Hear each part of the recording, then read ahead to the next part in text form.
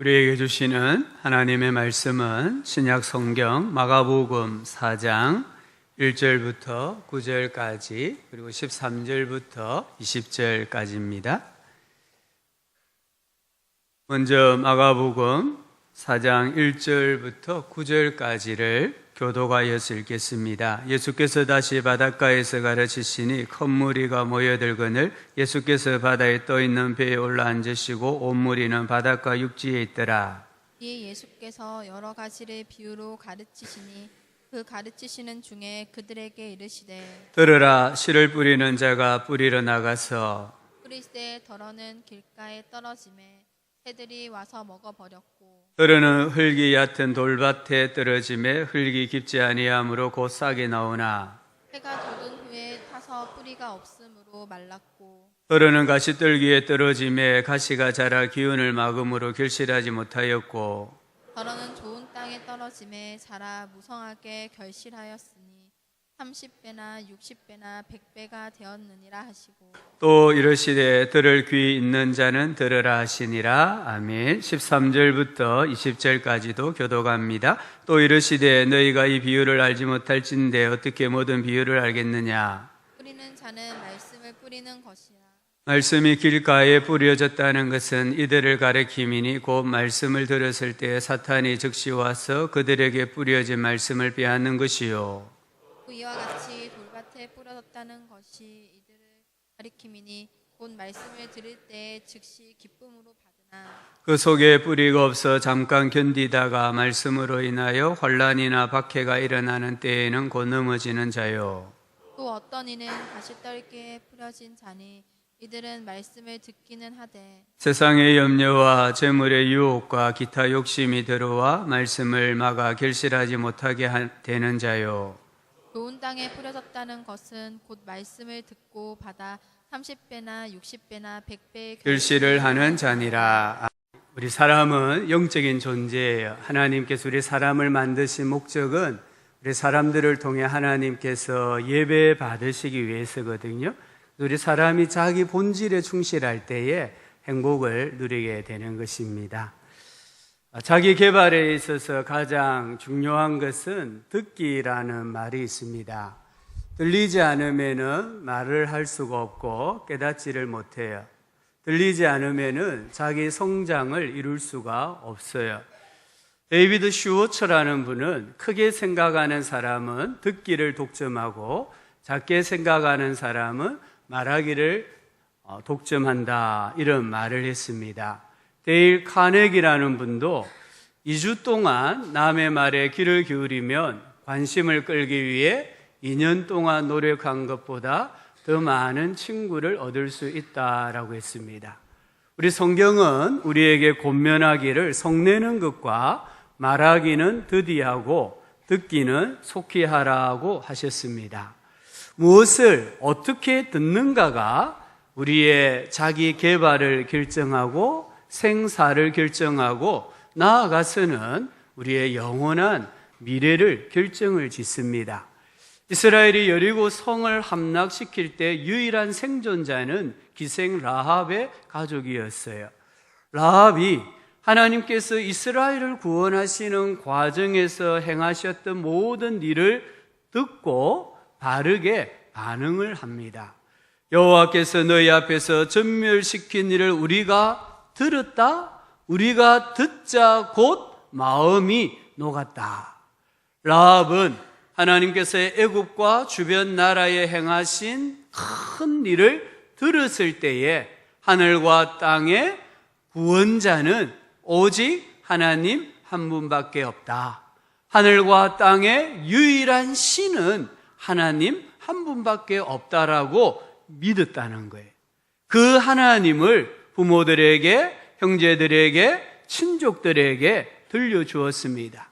그러자 그들도 듣자 곧 하나님을 믿었습니다. 그래서 일가족이 다 구원을 받았습니다. 반면에 롯이 천사들을 통해서 소돔과 고모라가 멸망할 소식을 들었습니다.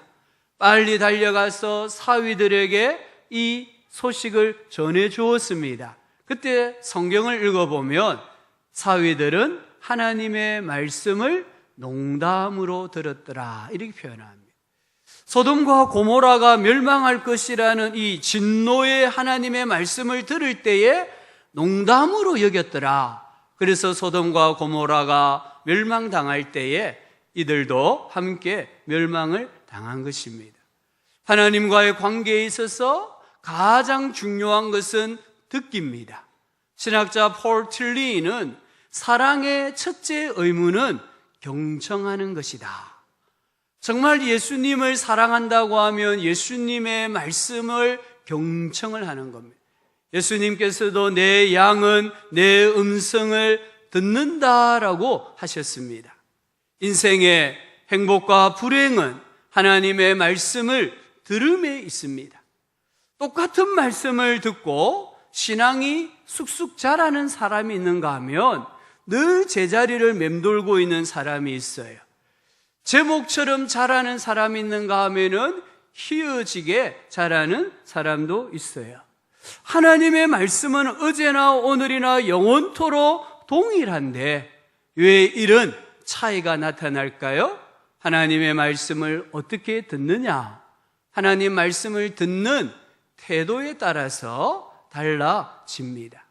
선지자 사무엘은 여호와께서 번제와 다른 제사를 그의 목소리를 청종하는 것을 좋아하심같이 좋아하시겠나이까? 순종이 제사보다 낫고 듣는 것이 순양의 기름보다 낫다. 우리가 하나님 앞에서 우리의 귀가 열린 귀가 되고 뚫린 귀가 될 때에 그 사람의 믿음이 바른 믿음인 거예요. 이사야 50장 4절은 여호와께서 아침마다 나의 귀를 깨우치사 학자들 같이 알아듣게 하시도다. 듣는 것이 얼마나 중요한가를 말씀을 합니다. 기독교 신앙은 하나님의 말씀을 듣는 것입니다. 잘 들을 때 영혼이 잘 되고 범사가 잘 되고 강건해지는 역사가 일어납니다. 마귀는 하나님의 말씀의 능력을 너무나 잘 알고 있습니다. 히브리서 4장 12절에서 말씀하는 것처럼 하나님의 말씀은 살아있고 활력이 있어 좌우의 날선 어떤 것보다도 예리하여 혼과 영과 관절과 골수를 찔러 쪼개기까지 하며 또 우리의 마음의 생각과 뜻을 판단한다라고 하셨습니다. 구약 에스겔 37장에 보면은 마른 해골이 큰 군대로 변화되는 기적이 나옵니다. 이스라엘이 하나님의 말씀을 듣지 아니하고 거역했을 때 영적인 모습이 골짜기의 해골들이었습니다. 이 해골들이 큰 군대로 변화된 것은 선지자가 이 뼈들에게 하나님의 말씀을 들려주었기 때문입니다. 하나님 말씀이 들려졌을 때에 뼈들이 일어났습니다. 서로 결합되었습니다. 뼈 위에 힘줄이 생겼습니다. 살이 차올랐습니다. 그 위에 가죽이 덮였습니다. 그리고 하나님의 영이 들어가자 살아있는 큰 군대가 되었습니다.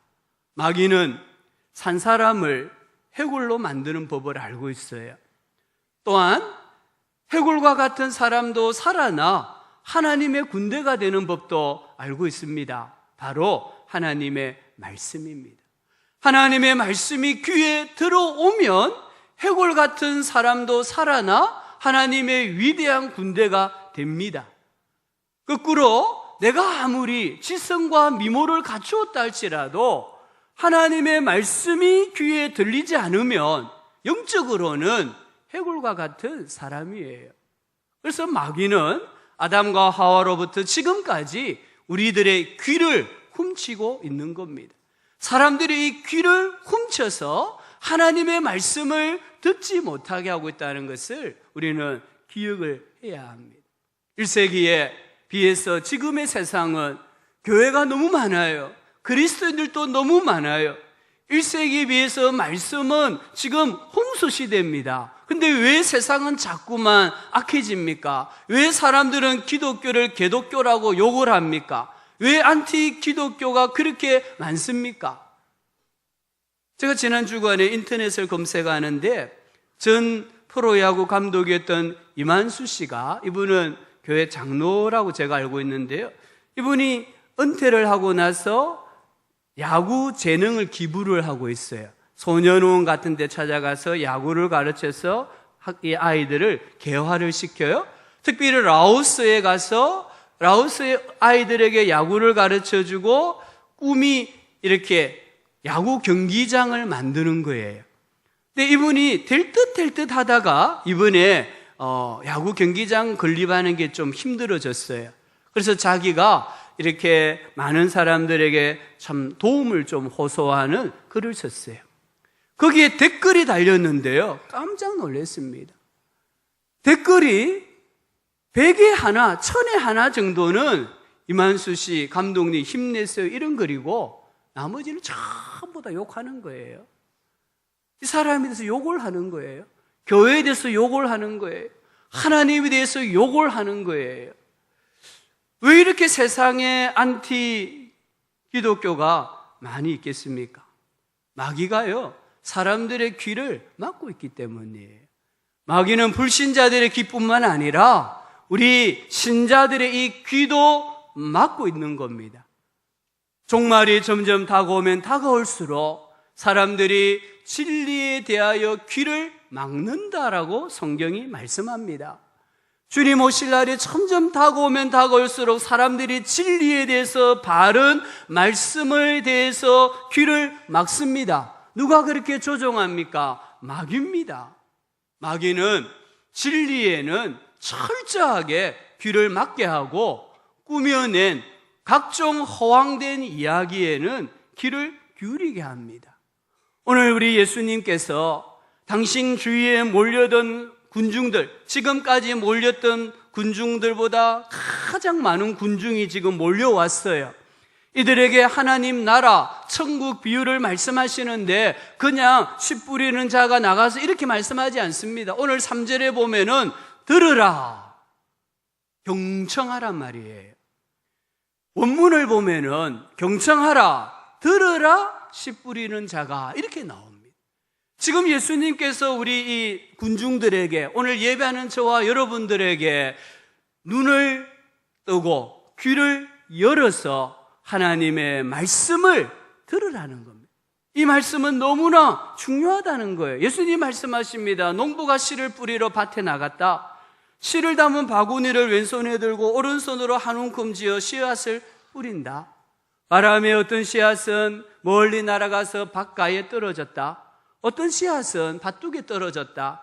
어떤 씨앗은 가시덤불에 떨어졌다. 또 어떤 씨앗은 밭 안에 떨어졌다. 그러면서 14절부터 20절에 보면 이 씨 뿌리는 자의 비유를 해석해 주시는 말씀이 나와요. 우리는 여기서 씨앗이 땅에 떨어졌는데 열매를 맺는 씨앗이 있는가 하면 열매를 맺지 못하는 씨앗이 있다는 것을 봅니다. 시간이 많이 지났습니다. 농부가 밭에 나가보았습니다. 밭 표지 속에 떨어진 씨앗이 보이지 않았습니다. 그렇다고 싹이 튼 것도 아닙니다. 새들이 와서 그 씨앗을 먹어버렸습니다.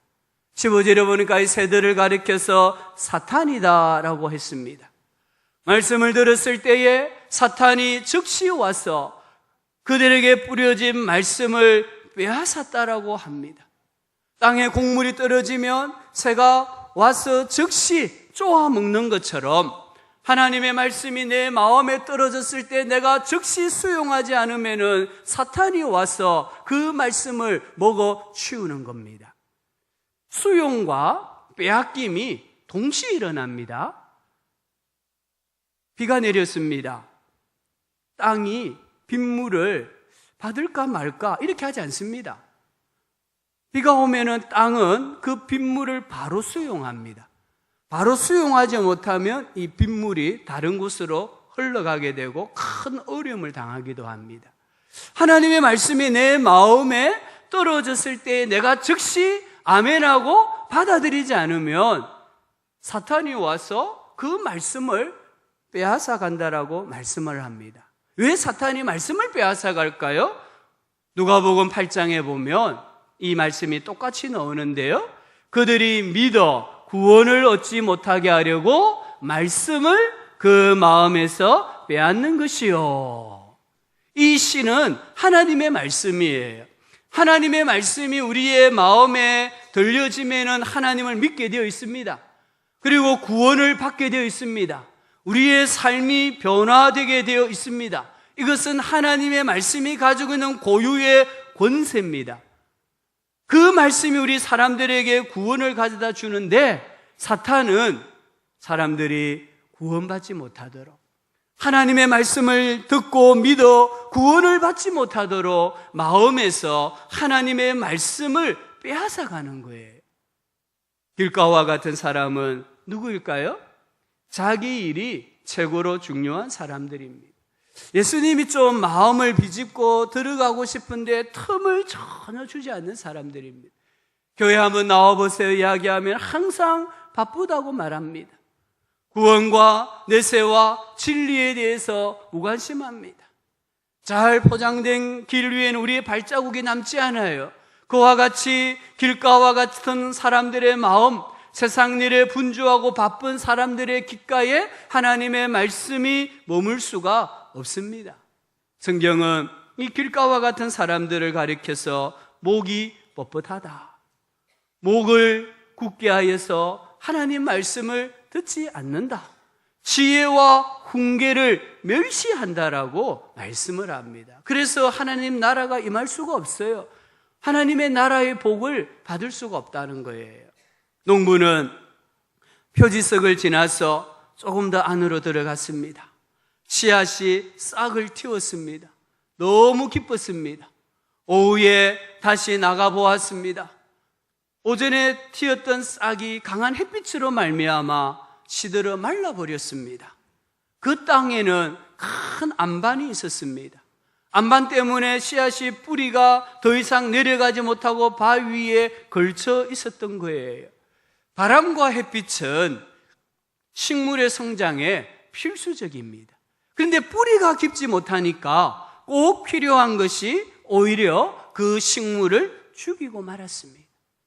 복이 도리어 화가 된 것을 볼 수 있습니다. 우리 신앙생활에도 뿌리가 중요합니다.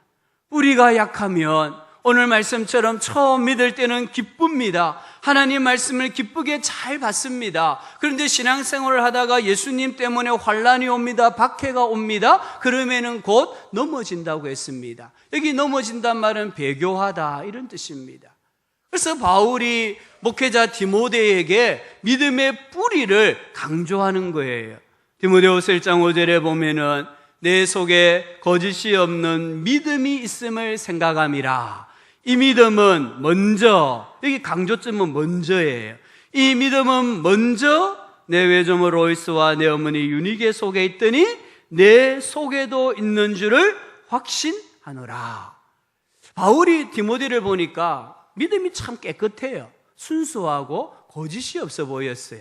근데 이 믿음의 뿌리가 어디까지 뻗어져 있는가? 어머니를 뛰어넘어 외할머니 로이스에게까지 그 뿌리가 뻗어져 있더라는 거예요. 그래서 디모데에게 너의 신앙의 뿌리가 얼마나 견고한지를 내가 깨달았으면 좋겠다라고 권면을 하는 거예요. 디모데후서 3장 14절 15절에 보면은 너는 배우고 확신한 일에 거하라. 너는 네가 누구에게서 배운 것을 알며 또 어려서부터 성경을 알았나니. 너가 성경 말씀을 누구에게서부터 배웠는지를 알아야 된다. 그게 너의 신앙의 뿌리다. 이렇게 말하고 있는 것입니다. 오늘 이 말씀이 누가복음 8장에도 기록되어 있다고 했잖아요. 누가복음 8장에 보면은 왜 이 씨앗이 싹을 틔웠는데 말라버렸느냐? 습기가 없었기 때문이라고 합니다. 습기가 무엇입니까? 물이에요. 식물이 자라려면 물이 있어야 됩니다. 근데 성경에서 영적으로 물은 하나님의 은혜를 가리킵니다. 내 영혼에 하나님의 은혜, 물이 가득해야 돼요. 성경을 읽어보면 귀신이 제일 좋아하는 사람이 누구냐? 마음에 물기가 없는 사람이라고 했어요. 물기가 뭡니까? 하나님 은혜입니다. 내 마음에 하나님의 은혜가 없으면은 귀신이 좋아한다는 거예요. 귀신이 자기 친구들을 불러와서 그곳에 진을 치고 먹고 놀고 마신다는 거예요. 내 영혼에 하나님의 은혜, 습기, 물이 가득 찰 때에 성령이 충만한 역사가 일어나고 마귀의 세력이 물러가는 줄 믿습니다. 우리의 영혼이 견고해집니다. 시련이 와도 박해가 와도 옛 사람으로 돌아가지 않습니다. 이 돌박과 같은 사람은요, 뿌리가 없기 때문에, 하나님 은혜가 없기 때문에 교회를 오래 다녀도 변화가 없는 것을 볼 수가 있습니다.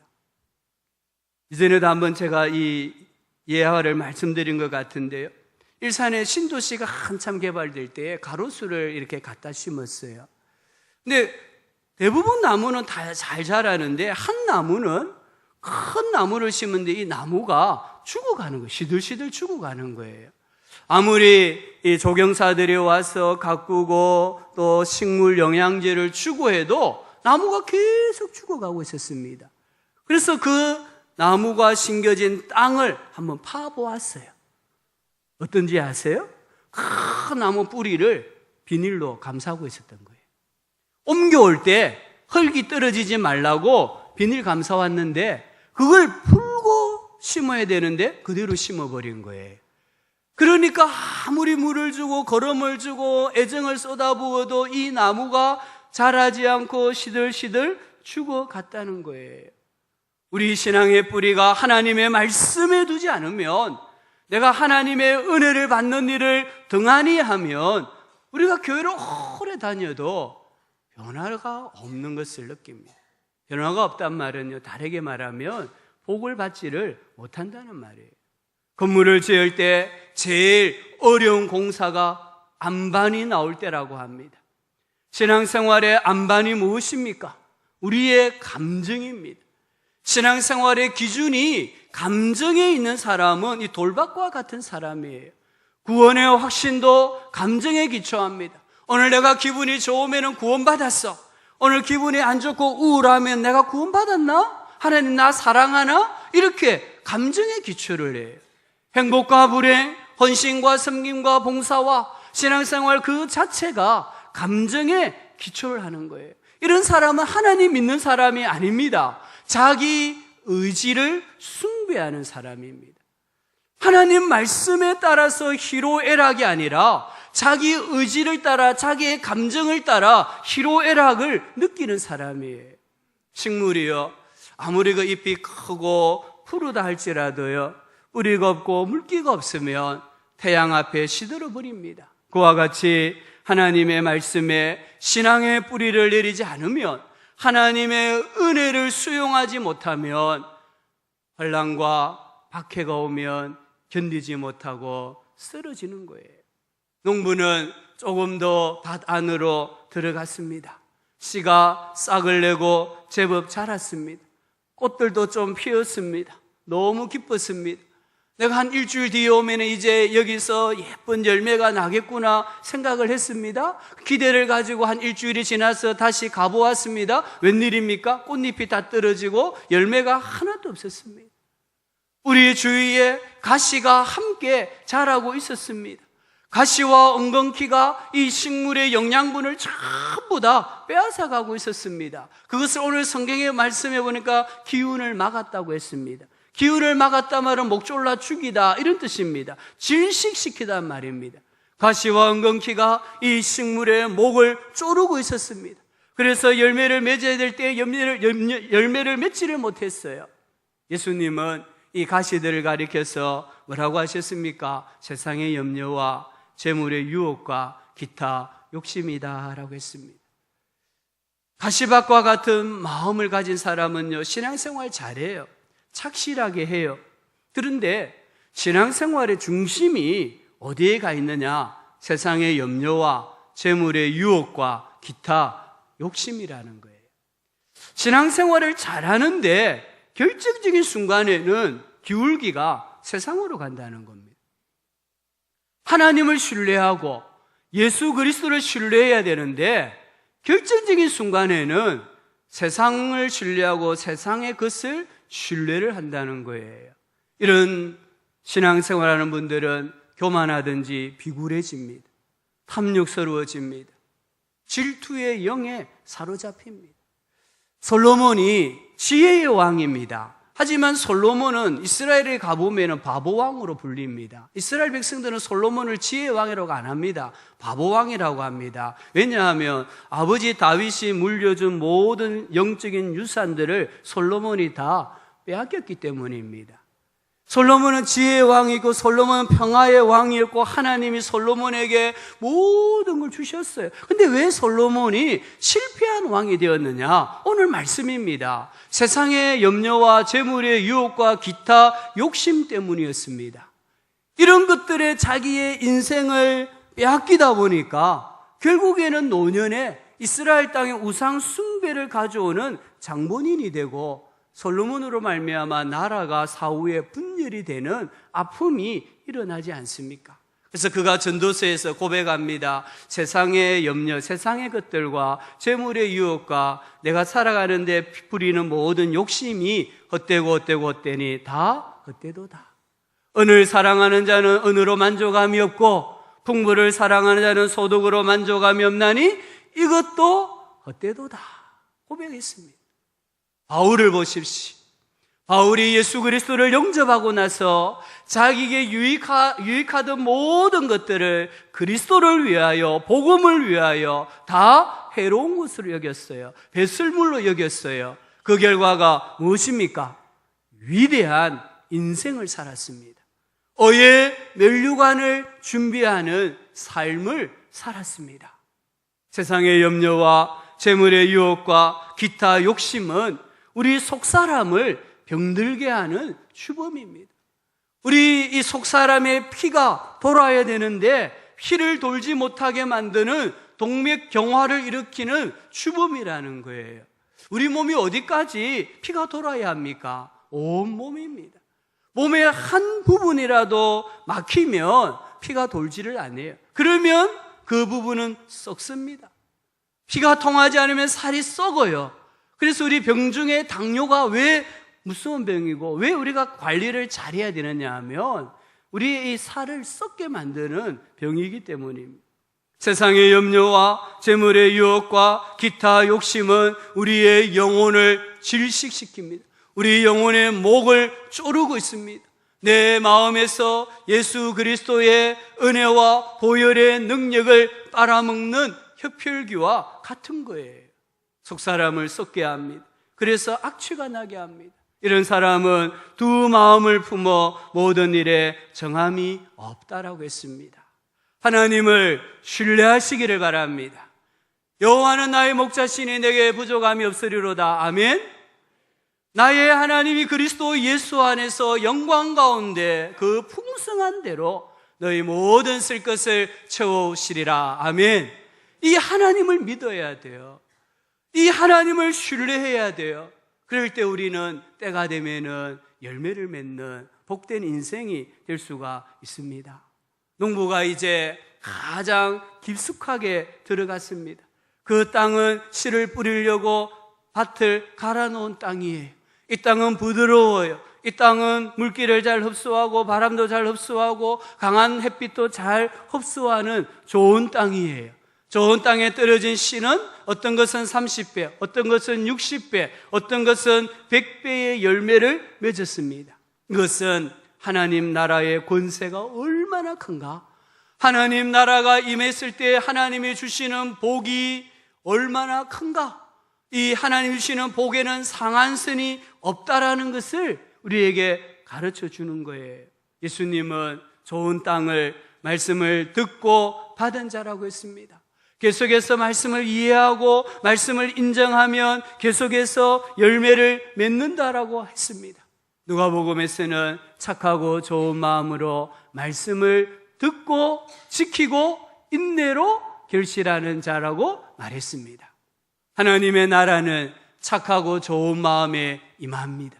예수님을 믿어서 변화된 인격에, 변화된 삶에, 변화된 꿈과 비전에 하나님의 나라, 천국이 임합니다. 천국이 임하면은요, 우리 상상을 초월하는 복을 받습니다. 오늘 말씀 잘 보십시오. 30배, 60배, 그 다음은 몇 배가 돼야 됩니까? 성경에 나와 있어서 그렇고. 3, 6 뭐예요?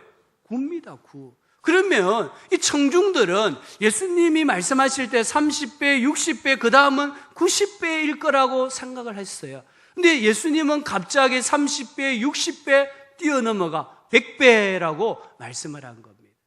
우리 하나님이 우리에게 주시고자 하는 이 복은 어마어마하다는 겁니다. 우리의 이 생각을 뛰어넘는 인간의 논리를 초월하는 복을 주시는 분이 하나님이시라는 거예요. 대표적인 사람이 다윗이지 않습니까? 다윗을 가리켜 성경이 말합니다. 어디를 가든지 이기더라. 점점 더 강성해지더라. 그리고 토를 붙입니다. 하나님이 함께 하셨기 때문이다.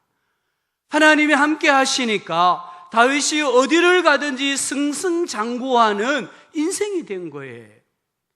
잠언을 읽어보면요, 우리 마음에 천국이 임하면, 우리 성도님들 가정에 천국이 임하면 마른 떡 한 조각만 가지고도 온 가족이 행복할 수 있다고 했습니다. 움막에 살아도 행복할 수 있다고 했습니다. 그러나 천국이 없으면 진수성찬을 차려놓고도 다투어야 돼요. 대궐 같은 집에 살아도 다투게 되고 불행하다고 말을 했습니다. 우리 마음에, 우리 성도님들 가정에 하나님 나라 천국이 임하기를 주님의 이름으로 축원합니다. 어떻게 하면 내 마음에, 우리 가정에 천국이 임하게 될까요? 하나님 앞에 감사해야 됩니다. 무엇을 하든지 말에나 일에나 다 주 예수의 이름으로 하고 그를 힘입어 하나님 아버지께 감사해라.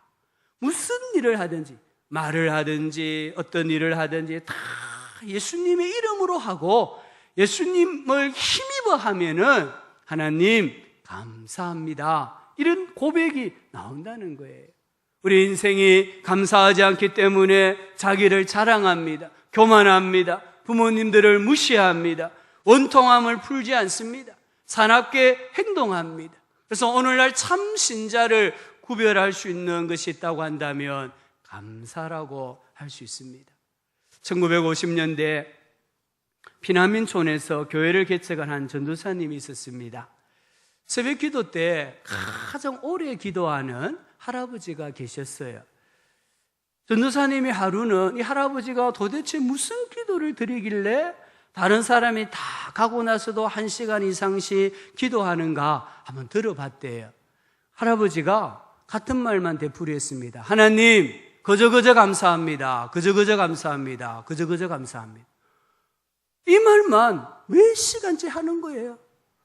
전도사님이 또 한참 기다렸다가 또 무슨 기도하는가 가서 들어보았어요. 하나님, 그저 감사합니다. 그저 감사합니다. 그저 감사합니다. 그래서 이 할아버지가 기도 마칠 때 기다렸다가 돌아가실 때 붙잡고 물었습니다. 할아버지, 왜 그런 기도를 드리세요? 이 할아버지가 이렇게 대답했습니다. 잔소리를 해봤자 하나님께 시끄럽기만 하고 아무 도움이 안 됩니다. 하나님이 행하신 것은 다 감사한 것밖에 없습니다. 북한에서 살 때 고통 속에서도 살아남은 것이 감사하고, 피난 생활 속에 안 죽고 옮겨온 것이 감사하고, 대한민국에 와서 자유를 만끽하면서 살 수 있으니 감사하고, 천막교회가 있어서 감사하고, 전도사님이 있어서 감사하고, 다 감사한 것밖에 없잖아요. 그래서 이 할아버지는 구체적으로 뭐가 감사한지는 모르는데 그냥 기도할 때마다 하나님 그저 감사합니다. 그저 계속 이 기도만 했다는 거예요. 그래서 이 전도사님이 기도는 이런 것이구나. 그래서 특별한 기도 제목이 없으면 이 전도사님도 하나님 앞에 기도할 때 하나님 그저 감사합니다. 그저 감사합니다. 그저 감사합니다. 이렇게 기도했다고 해요. 한번 따라합시다. 하나님 그저 감사합니다. 그저 감사합니다. 그저 감사합니다. 감사의 제목이 안 떠올라요. 그래도 하나님 앞에 그저 감사합니다, 이렇게 기도하는 우리의 삶의 자세가 된다면 우리의 마음에, 우리 가정에 하나님 나라가 임하는 줄 믿습니다. 우리 예수님은요, 이 땅에 하나님 나라, 천국을 건설하기 위해 오셨어요. 천국은 죽어서만 가는 곳이 아닙니다. 이 땅에서 살면서 경험하고 누려야 하는 신세계가 바로 천국이에요. 예수님께서 이 땅에 천국을 세우시는 도구로 사용하신 것이 하나님 말씀입니다. 예수님은 계속해서 말씀을 가르칩니다. 말씀으로 병자를 고치십니다. 말씀으로 귀신을 쫓아주십니다. 우리도 교회에 오면은 계속 하나님 말씀을 듣습니다. 이 말씀을 내가 어떻게 듣느냐? 그게 내 마음에 열매를 맺기도 하고 안 맺기도 하고, 하나님 나라가 임하기도 하고 하나님 나라가 임하지 않는 그런 일이 있다는 거예요. 한 영혼뿐만 아닙니다. 한 교회도 마찬가지입니다. 한 가정과 국가도 마찬가지입니다. 말씀으로 세우신다는 것을 꼭 믿어야 됩니다. 우리가 새벽마다 열방을 위해 기도합니다. 이 열방을 위한 기도지를 제가 볼 때에 느끼는 것이 하나 있습니다. 한때는 기독교가 융성했던 나라들입니다. 하나님이 복을 주셔가지고 열국을 지배했던 나라들입니다. 근데 이 나라들이 하나님 말씀을 잃어버렸을 때, 하나님 말씀을 내팽개쳤을 때에 신앙이 형식화가 되더라는 거예요. 그리고 성윤리, 도덕이 타락하는 것을 볼 수 있습니다. 동성원 합법화 문제로 지금 우리 큰 이슈가 되고 있는데요. 이 동성원 합법화가 어디서 시작됐는가? 미개한 나라 아닙니다. 문화가 발달하지 아니한 그런 부족이 아닙니다. 기독교를 국교로 지향했던 나라들입니다. 하나님 말씀을 순수하게 지키기 위해서 순교자를 배출했던 나라들이에요. 특별히 화란, 네덜란드라는 이 나라는, 그 나라의 교회는 우리 한국에 큰 영향력을 끼쳤어요. 특별히 우리 고신교단은 그 화란의 계획주의 교회의 도움을 받아서 송도에 신학교 건물을 세웠어요. 그러니까 영적으로 빚진 나라예요. 그런데 이 나라에서 동성원이 처음으로 합법화가 되었다는 거예요. 하나님의 말씀을 내팽개쳤을 때, 하나님 말씀을 듣지 않았을 때에 그 땅이 타락하는 것, 특별히 성적으로 타락하는 것을 우리에게 역사가 가르쳐 주고 있습니다. 사탄은 하나님 말씀의 능력을 압니다. 사탄은 절대로 하나님의 구원하시는 일을 막을 수가 없습니다. 대신에 사탄은 사람들이 불신자나 신자나 가릴 것 없이 하나님 말씀을 듣는 것을 방해합니다. 사탄이 가장 싫어하는 것은 하나님 말씀입니다. 하나님 말씀만 들으면 삽니다. 하나님 말씀만 들어가면은 하나님을 믿게 되어 있습니다. 하나님 말씀만 들어가면은 변화되어서 그 변화된 마음에 하나님 나라의 은혜와 복이 100배로 임하게 됩니다. 이것을 마귀가 알기 때문에 마귀는 사람들이 잘 되는 것을 싫어해요. 그래서 자꾸만 우리 마음에 다른 생각을 집어넣어 주는 거예요. 특별히 하나님 말씀을 읽을 때, 설교를 들을 때에 온갖 다른 생각을 집어넣어 주는 거예요. 세상의 염려와 재물의 유혹과 기타 욕심에 집중하게 합니다. 이유는 하나입니다. 천국이 임하지 못하도록 하기 위해, 내 마음이 더 강팍해지고 내 마음이 더 악해지게 만들기 위해서입니다. 예수님께서 이 땅에 천국을 가져오신 분인 줄 믿습니다. 그 천국이 내 마음에도 임해야 되는 줄 믿습니다. 그 방법은 말씀을 바르게 듣고 바르게 반응하는 것입니다. 마음의 천국이 임하면 의와 평강과 희락이 넘칩니다. 세상에 잃고 줄 수도 없고 빼앗을 수도 없는 예수 그리스도의 평강과 기쁨이 임하게 되어 있습니다. 하나님 말씀은 창조의 말씀입니다. 생명의 말씀입니다. 구원의 말씀입니다. 치료와 회복의 말씀입니다. 착하고 좋은 마음으로 이 말씀을 받으시고 지키시고 인내로 결실하셔서 우리 성도님들의 마음이, 성도님들의 가정이, 교회가, 우리 대한민국이 천국의 기쁨과 복을 누리면서 살아가는 은혜가 있기를 주님의 이름으로 축원합니다. 오늘 예수님 이 설교를 결론을 지으면서 4장 9절에서 말씀하시기를 들을 귀 있는 자는 들으라 하셨습니다. 오늘 우리 성도님들의 귀가 열린 귀가 되고 뚫린 귀가 되어서 이 예수님의 복된 말씀을 들으심으로 심령이 천국이 되고 가정이 천국이 되는 은혜와 복이 있기를 주님의 이름으로 축원합니다.